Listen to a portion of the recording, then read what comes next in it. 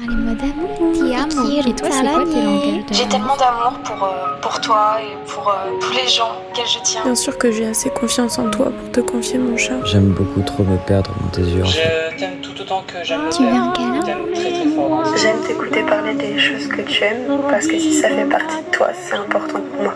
Parce qu'en ce moment, le monde est ravagé par la haine et la désolation, parce que celles et ceux qui aiment, qui ont aimé et qui aimeront dans la forme qu'ils et elles auront décidé d'aimer, laissent une trace. Parlez-moi d'amour, un podcast réalisé par Nausicaa Gloris avec l'aide précieuse de Westrack Radio. Moi je suis Alexis, donc j'ai 27 ans. Alors moi c'est Mélodie, j'ai 21 ans. Là je vais avoir 22 ans mais en fin d'année donc j'aime pas dire. Oui c'est très drôle parce que du coup elle est vraiment passée par hasard au Havre, c'était pour aller à une convention, c'est ça? Ouais, en fait je devais aller à Paris pour dormir chez un ami pour aller à Bruxelles le lendemain. Et donc on est passé par à côté du Havre, donc c'était sur Fruits. Ouais, donc c'est une application de rencontre. Ouais, voilà, c'est ça. Et du coup, en fait, elle est passée dans les par hasard. Et coup, comme On s'est j'ai liké. vu, quand j'ai vu qu'elle aimait bien Tim Burton, parce que c'était sur sa phase d'accroche, je lui ai envoyé un message par rapport à ça. Et puis voilà quoi. C'est comme ça qu'on me drague. Il m'a dragué comme ça. Moi, ça m'a plu. Donc, puis après, on a échangé sur le fait qu'on a beaucoup de passions en commun, sur le cinéma surtout. On aime beaucoup les mêmes styles de films ou quoi que ce soit. Donc, ça, c'est plutôt cool. Oui. Et la musique aussi, un peu. La musique aussi, ouais. C'est vrai qu'on a quand même beaucoup de musique en commun. Et puis celles qu'on connaît pas de l'autre, au final, on les aime bien. Donc, oui. Tu fais encore découvrir des musiques que j'aime beaucoup. Comment ça se passe avec les applications de rencontre quand vous matchez avec une personne? Est-ce que vous vous êtes dit va y avoir une histoire quand vous vous êtes matché? Non, pas du tout. Pas du tout. Pas du tout. Puis en plus, elle, pour donner la situation, en fait, moi, physiquement, j'ai énormément changé en 2 ans, donc depuis que je suis revenu au Havre, parce que je suis arrivé à un stade d'obésité très très morbide où j'ai failli avoir un diabète et tout ça. Enfin voilà. Donc je me suis fait opérer. Donc j'ai fait un long processus sur moi et tout ça. J'ai perdu 70 kilos en 2 ans, donc c'est quand même pas négligeable. En fait, pendant cette période-là, j'avais fait une promesse personnelle à moi-même où j'avais dit on fait pas de soirée pendant 1 an, donc pas d'alcool, pas de tout ça. Enfin, si j'en fais avec mes amis, moi je serais au coca ou à l'eau, ou enfin des trucs très soft. Quand je me suis fait opérer, j'avais plus le droit à tout ça non plus, donc j'avais plus le droit à tout ce qui était bulles et tout ça. Donc du coup, pendant 1 an, je me suis dit j'arrête tout et puis si je vois mes amis, ce sera que avec de l'eau ou des trucs, des jus de fruits et voilà quoi. Donc j'ai fêté mes 1 an de sobriété parce que je suis quelqu'un qui est énormément dans la fête parce que j'adore organiser les événements et tout ça, et donc du coup j'avais organisé un gros événement pour dire justement on fait la fête. J'ai des amis à moi de Toulouse qui sont montés et tout ça pour justement faire la fête et tout, en disant ça fait 1 an que je lutte pour tout ça, et donc c'était cool. Et le lendemain de cette journée, c'est à peu près à ce moment-là qu'on s'est matché, et elle était tu rentrais de la convention de Bruxelles, c'est ça? Oui, c'était un bus de nuit. Ouais, c'est ça. Donc elle s'ennuyait, et puis moi j'étais en lendemain un peu énervé pour ne pas tout dire, et donc du coup ça fait que t'es dans un mood un peu en mode on verra bien ce qui se passe, et puis voilà. Et puis surtout que je sortais d'une relation où ça s'était très mal passé. C'était pas une très très longue relation, c'était juste 3 mois ensemble, mais il s'est avéré que je me suis fait tromper et tout ça, donc j'étais en mode j'avais pas forcément confiance et je voulais juste profiter, surtout que je me rendais compte que j'avais regagné confiance en moi avec tout le travail que j'avais fait sur moi, donc je commençais à me dire que je pouvais plaire et ce genre de trucs. Et du coup j'ai juste discuté sans forcément chercher quoi que ce soit, et puis au final ça a fait qu'on s'est rencontrés. Oui. À Caen. C'est moi qui est venu. Oui, ouais, c'est ça. On est allé au cinéma et au restaurant. C'est ça, au Tommy's. Oui, mon restaurant préféré. Je sais, c'est pas très original, mais moi j'adore la nourriture américaine. Moi, j'avais installé l'application parce que j'étais pas très bien. En fait, j'avais eu une relation de 2 ans et demi avec une fille qui s'est super mal passée. C'était une relation toxique. Et ça faisait 1 an que j'étais plus avec elle. Et en fait, j'avais envie de sympathiser avec des garçons et peut-être juste des papouilles, des choses comme ça. J'avais pas spécialement envie d'une relation, parce qu'à chaque fois je disais je déteste être en couple, j'aime pas du tout, ça m'énerve d'être avec une personne quand on n'a pas les mêmes habitudes et tout. Et au final, on s'est parlé avec Alexis et on s'est vu, on se revoit et au final, en fait quand je suis avec lui, je suis bien. Donc ouais, on a pas les mêmes habitudes des fois, mais ça va, ça c'est pas trop chiant. Je t'aime comme tu es. Donc,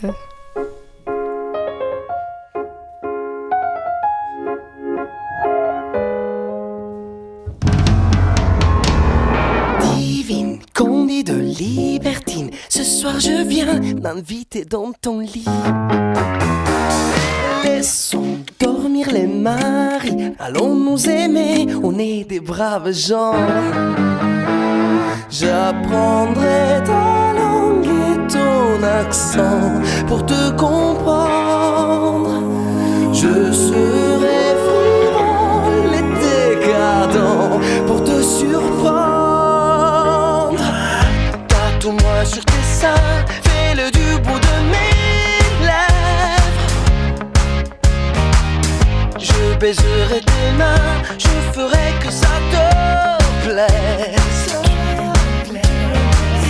Tatoue-moi sur tes murs, un futur à composer. Je veux graver toutes mes luxures sur tes dorures. Tu disais que tu voulais pas être en couple parce que c'est relou de pas avoir les mêmes habitudes. Qu'est-ce qui change avec Alexis ? La nourriture. Parce que des fois, moi j'ai l'habitude de manger tu vois, les repas de ma maman à 13h et à 20h. Mais quand je suis chez toi, c'est le soir, après le midi, moi je mange un bol de céréales, c'est tout. Mais non, après tu me fais de la très très bonne nourriture et ça c'est... Waouh. Des fois je me dis, ouais, j'ai pas envie de rentrer chez ma mère. Oh non, c'est pas vrai, mais c'est vrai que ma mère elle fait des très bons plats aussi, mais c'est pas pareil. Mais j'aime bien ce que tu cuisines. Parfois c'est très élaboré, mais moi j'aime bien. Et vous êtes ensemble depuis combien de temps ? Bah maintenant, depuis un peu plus de 3 mois, quoi. Ouais, 3 mois, depuis le 11 octobre. Ouais, c'est ça. C'est cette date. Comment vous avez décidé de la date du 11 octobre ? Est-ce que c'est le premier bisou ? Est-ce que c'est la première fois qu'on dit je t'aime ? Comment on établit le début d'une relation avec une date ? En fait, on se l'est posé la question. Ouais. Et en fait, on a regardé par rapport à ce qui s'est passé en fait. Donc le 11 octobre, c'était le week-end où t'étais venu chez moi pour la première fois. Oui. Et t'étais resté 2-3 jours à la maison. Et puis du coup, en fait, on s'est dit c'est le premier jour où elle est arrivée. Et puis on s'est dit comme ça. Deuxième jour. Quitte, oui, deuxième jour. Et du coup, en fait, on s'est dit à ce moment-là, on se fixe cette date-là. Et puis au moins, on a un point de repère. Mais en fait, c'est plus par principe de se dire, on sait que ce jour-là est particulier. Et voilà quoi, parce qu'en fait en soi la relation elle débute vraiment en fait à partir du 25 septembre où on a commencé à matcher et à discuter ensemble, mais c'est juste plus pour marquer sur le temps, avoir un point précis en disant à ce moment-là on sait que ce jour il est particulier et puis on fera en sorte qu'il le soit chaque année quoi. Quelle est votre relation à la base avec les applications de rencontres ? Alors moi je déteste ça. Moi aussi. C'est même pas que je déteste, c'est-à-dire que pour moi la sensation que j'ai des applications de rencontres, c'est vraiment on est au supermarché et on dit ce rayon-là je l'aime pas et ce rayon-là je le préfère. C'est ce que j'aime pas du tout parce que pour moi, comme je t'ai dit, je suis commercial parce que j'adore l'échange entre humains. Du coup, ne pas avoir cette interaction possible ou alors l'avoir très peu, du coup ça fait que ça crée une distance que j'aime pas du tout. Et pendant très très très longtemps, c'est-à-dire que vraiment jusqu'à ce que je me fasse opérer, jusqu'à ce que je reprenne confiance en moi et tout ça, pour moi j'étais juste un troll sur ce type d'application parce que ça me faisait rire et en fait je faisais des phrases très très beaufs ou des photos hyper nulles, donc justement c'était dans le but de faire rire et puis même s'il se passait rien, moi ça me faisait marrer en fait, c'était juste ça quoi. Donc c'était plus dans ce principe là que je tolérais les applications, mais sinon en dehors de ça j'aime pas du tout. Moi ça me dérange pas la distance parce que moi j'ai peur de parler aux gens. Mais moi, ce que j'aime pas dessus, c'est... en fait, j'ai peur de tomber sur des cons. Je suis tombée sur un con dès le début. Donc, après, je me suis dit, j'ai un peu peur. Mais Alexis m'a tout de suite montré qu'il n'était pas comme ça. T'as pas arrêté. Et tu n'es pas comme ça. Donc, je te fais confiance. Et non, c'est surtout ça. Et puis, oui, c'est vrai, la peur de ne pas plaire.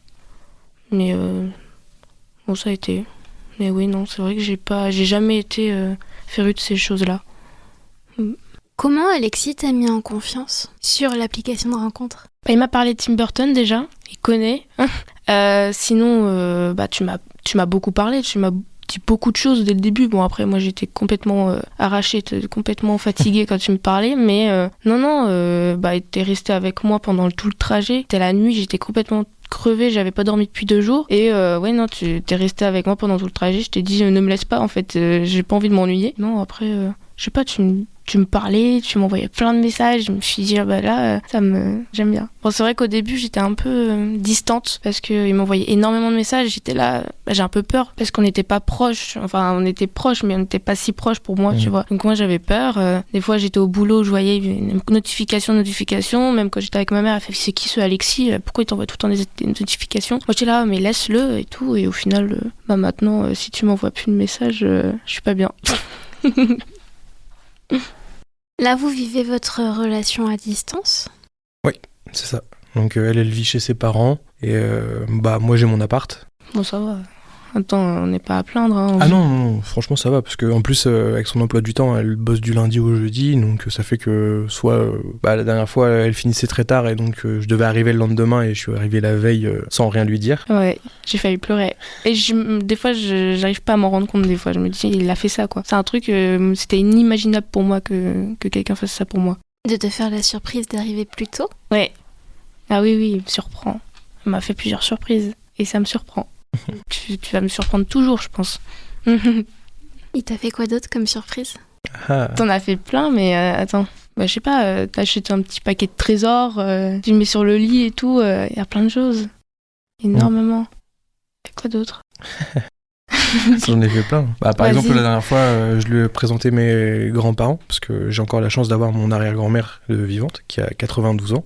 Qui va avoir 93 cette année, et ma grand-mère qui est elle un peu plus jeune, elle a 77 ans je crois. Je suis parti à Auchan, juste à côté à Montivy, à Montgaillard, et je lui dis attends, je vais juste chercher des fleurs pour mes grands-parents et puis comme ça je reviens et puis voilà. Et en fait ce que j'ai fait c'est que derrière je lui ai rien dit, mais j'avais acheté une rose, tu sais c'est les roses éternelles là. Donc du coup ça fait que j'avais pris ça en plus des roses pour mes grands-parents, et donc j'essaie de toujours faire le minimum d'attention qui est pour moi logique ou qui devrait l'être selon mon point de vue. Et donc du coup parce que je suis quelqu'un qui est très attentionné, c'est-à-dire que même auprès de mes amis ou quoi que ce soit, j'aime beaucoup, j'ai la joie d'offrir et j'ai du mal à recevoir. Ça c'est un vrai problème, mais du coup ça fait que dès que je peux faire la moindre attention ou le petit truc qui fait que je sais que ça va lui faire plaisir, je le fais. Oui, et tu me fais plaisir. J'espère. Oui.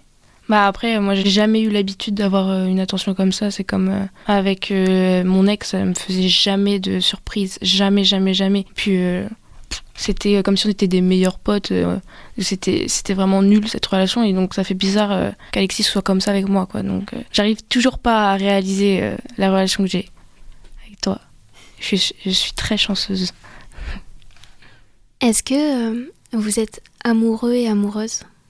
Là, j'espère. Je le pense. C'est bon? T'es amoureux? Franchement, je le aussi. pense. Oh super. C'est réciproque?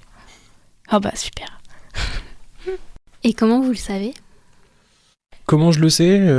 Déjà, quand elle est pas là, c'est pas pareil. Alors, je fais quand même ma vie, je fais mes trucs à côté et tout ça, mais il y a un truc qui fait que il y a une partie de moi qui dit, en fait, il manque juste elle. C'est-à-dire que là, pour être bien, si elle était là, ce serait mieux. Donc, ouais, déjà, ça, je pense que c'est bon signe quand c'est comme ça. Moi, je le trouve plus beau tous les jours. C'est vrai, plus je te regarde, plus je te trouve mignon. Et sinon, c'est vrai que quand t'es pas là, en fait, avant ça allait, en octobre-novembre ça allait, mais là c'est horrible. Ah non, je sais pas quoi faire, je m'ennuie, je reste sur mon téléphone en attendant tes notifs. Et à chaque fois, je te dis que tu me manques tout le temps. J'ai tout le temps envie de t'envoyer des messages. C'est le manque. En fait, quand t'es là, je suis très bien. Tu vois, il n'y a pas besoin de mon téléphone. J'ai jamais mon téléphone sur moi quand t'es là. Sauf pour jouer à une petite voiture, là. Mais sinon, c'est tout. Ouais. Je pense que c'est ça. Hein. Est-ce que vous vous considérez addicts l'un à l'autre ou l'une à l'autre? Je pense que c'est peut-être un peu lié aussi au fait que c'est comme ça que je ressens que je suis attaché à elle. C'est parce que du coup, en fait, comme je te disais, tu vois, il y a un manque.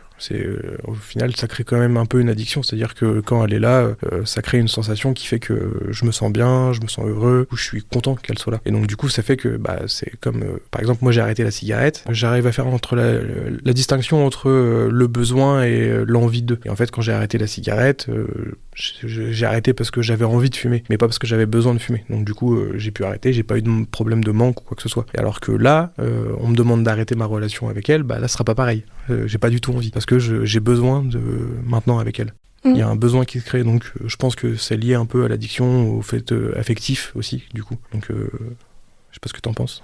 Après, moi, addict, moi c'est ça ce dont j'avais peur pour les relations. Parce que moi j'ai une relation, je m'attache à la personne, c'est fini pour moi. J'ai peur en fait de ne pas me sentir bien quand la personne n'est pas là. Par exemple, il est parti 3 semaines à un moment. 3 semaines, c'était horrible. Vraiment, j'essayais de m'occuper le plus que je pouvais, mais c'était vraiment très dur d'être sans toi.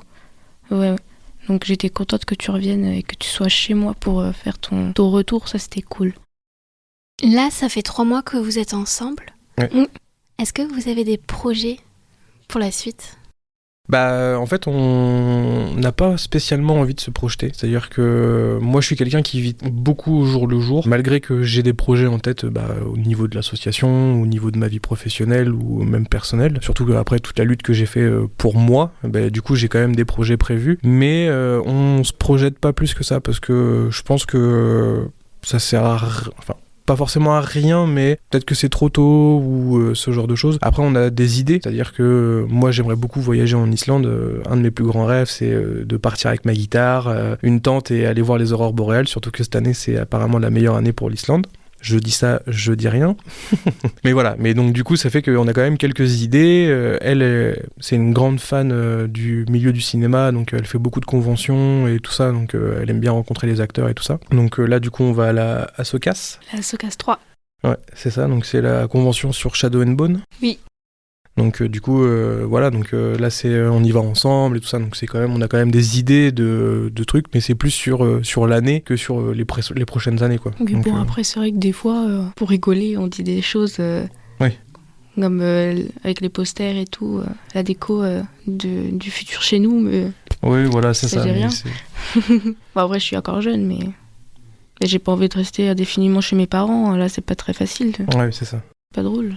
Mais non, après je pense que ça se crée au fur et à mesure, c'est-à-dire que là ça commence par des blagues ou quoi que ce soit, et puis peut-être que si on se revoit dans 3-4 mois, en fait ce sera complètement différent, ou peut-être qu'il y aura déjà quelque chose, ou ce sera peut-être en cours. Je pense que ça commence petit à petit, et puis moi dans ma vie je suis un grand farceur, donc je pense que en général je commence toujours mes idées par une petite blague ou deux, et au final ça se construit de plus en plus, et mon idée devient un projet, et ainsi de suite, quoi. Donc je pense que on verra ce que ça va devenir, quoi. Mélodie, t'as dit que tu étais jeune. Est-ce que ça te faisait peur la différence d'âge au début ?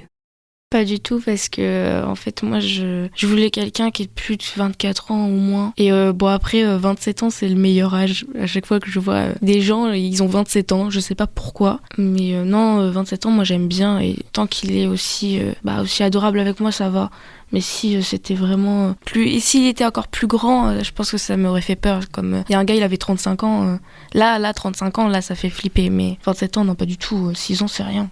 Enfin, pour moi, je trouve que c'est rien. Moi, j'aime bien. Et toi, Alexis ?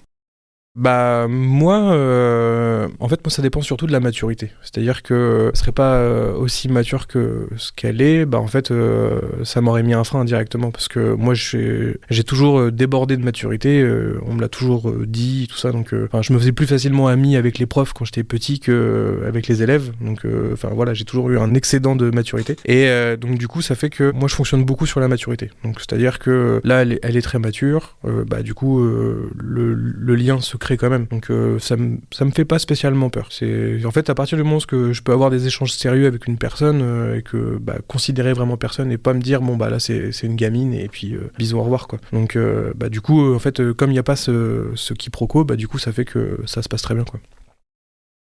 Est-ce que c'était quelque chose d'important de dire le premier je t'aime ? Ça dépend. En fait, ça l'est devenu à partir du moment où je me suis dit que j'avais envie de continuer avec cette personne, et pour pas la perdre, je pense que c'est un élément marqueur. Mais par contre, c'est compliqué de trouver le moment pour dire le premier je t'aime. Je trouve que c'est vraiment, que ce soit pour l'un ou pour l'autre, je trouve que c'est vraiment compliqué de marquer le coup, parce qu'on se dit à ce moment-là c'est peut-être le bon moment ou quoi que ce soit, et puis on a peur que ce soit trop vite aussi pour l'autre personne, et donc du coup c'est très compliqué à trouver le premier moment. T'as flippé, hein, quand tu l'as dit, t'as flippé. Oui, j'ai carrément flippé. Et non, au final, je t'ai dit je t'aime juste après. Et on s'est fait une bataille de je t'aime. Ouais. Pendant 2 minutes. C'est ça. Comment ça s'est passé, le premier je t'aime ? C'était juste après notre premier rapport, tout simplement. Donc c'était... C'était Halloween. Ah oui, non, c'est vrai, c'était à Halloween, Oui. C'est vrai que c'était 2 semaines après, Ouais. c'est ça. Oui, non, pas dès le début. Non, c'est vrai que c'était pas tout à fait dès le début, donc ça faisait 2-3 semaines qu'on s'était déjà mis ensemble, donc c'est moi qui ai mélangé les souvenirs. Et en fait, on a fait une soirée Halloween entre nous, c'est-à-dire qu'on s'est fait, j'avais fait un plateau Netflix and chill, préparé aux petits oignons, tout ça, et puis en fait, on s'était déguisé juste pour nous, en fait, c'était juste marrant. Donc moi, j'étais en Joker et elle en Harley Quinn. Et après toute cette soirée, du coup, en fait, le soir même, justement au lit et tout, du coup, je lui ai dit, je l'ai regardé dans le blanc des yeux et là je lui ai dit je t'aime. Ah, c'était adorable. Ouais. Là, je m'y attendais pas du tout. Parce que moi, j'étais pas prête à dire je t'aime. En fait, ça m'a pas du tout effleuré l'esprit de dire je t'aime à ce moment-là, parce qu'on était encore en octobre alors qu'on s'est rencontrés 1 mois plus tôt. Mais au final, ça s'est bien dit. Et au final, c'est vrai. C'est vrai que je t'aime.